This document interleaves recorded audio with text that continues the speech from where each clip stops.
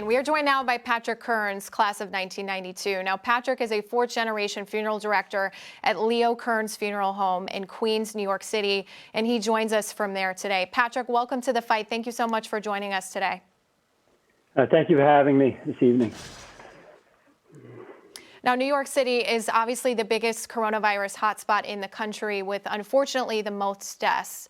Now, how has your business changed since February? Just adapting and dealing with the sheer volume. The death rate in New York City has climbed so quick and so high that we've seen in the last 8 weeks, the death count there are about 33,000 dead in the city of New York in the last 8 weeks. And that's just extraordinary. And it's forced, complete overwhelming of funeral homes throughout the city, and forced us to, try to adapt as best we can, trying to scale up and expand facilities to be able to shelter more remains, take in more families.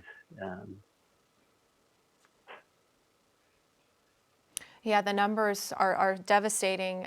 Now, many people might not think of a funeral director as a first responder, but I know that you've always Right. thought of yourself that way. What has your role been like during this pandemic?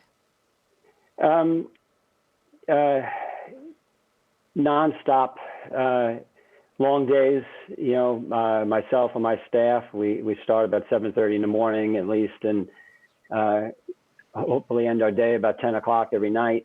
I have one young staff member who's spent the last 8 weeks about 70 hours a week, just transferring bodies from hospitals, just transferring them into our care all day long. That's what he does.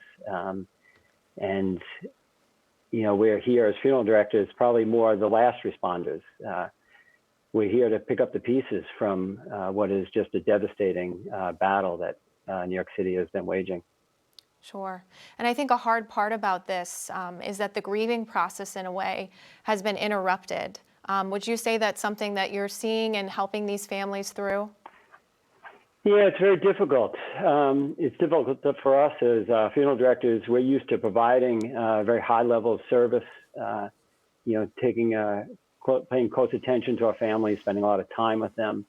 And now we're forced, just by the sheer numbers, we have to forego that. We can't give the attention that we want. And families are forced to go through the most difficult time of their lives without the ability to embrace, to come together as a family, come together as a community. They have to go through this time, 6 feet apart from behind a mask. It's very difficult, and you can see it in the families. Absolutely. What's one thing you wish people would know if they could be in your shoes for a day, if they could see what's going on in New York City? I wouldn't want anyone to have to walk in my shoes, but I think it's a minority of people that think this, is not real, is not really happening, and I think that's very much a minority of people. But those are the people that, if they could spend a day with us and see the devastation, to see what families are going through. It's in South Queens. I work with a high immigrant population, and this virus has hit our communities of color even harder than any other. And even the ages of people, men in their 50s, 60s, leaving behind children themselves, 25-year-olds, left to make funeral arrangements because both their mother and father are both in the hospital.